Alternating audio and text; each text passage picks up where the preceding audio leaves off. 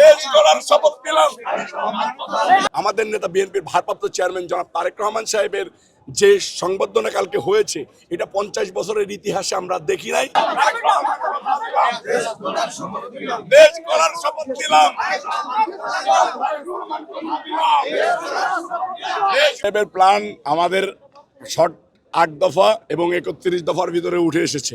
এটা সারা বাংলাদেশের মানুষের কাছে আমরা ছড়িয়ে ছিটিয়ে দিয়েছি। ওই প্ল্যানটাই যদি বাংলাদেশে বাস্তবায়ন হয়, তাহলে বাংলাদেশ একটা সোনার বাংলায় উঠে যাবে। আমাদের নেতা বিএনপির ভারপ্রাপ্ত চেয়ারম্যান জনাব তারেক রহমান সাহেবকে নিয়ে সারা বিশ্বের মানুষ যেভাবে দেখেছে, আমি যুগান্তর পত্রিকার একটা নিউজ দেখেছি সকালবেলা, তারেক রহমান সাহেব বিশ্ব নেতাদের কাতারে চলে যাচ্ছেন। এটা আমাদের জন্য একটা গর্বের বিষয়। এরকম নেতার কর্মী হতে পেরে আমরা নিজেদেরকে ধন্য মনে করি। আমাদের নেতা বিএনপির ভারপ্রাপ্ত চেয়ারম্যান জনাব তারেক রহমান সাহেবের যে সংবর্ধনা কালকে হয়েছে, এটা 50 বছরের ইতিহাসে আমরা দেখি নাই, আমাদের মুরব্বীরাও দেখে নাই। 50 বছর সামনে আমরা দেখব কিনা সেটা আমাদের ভিতরে একটা সন্দেহ আছে।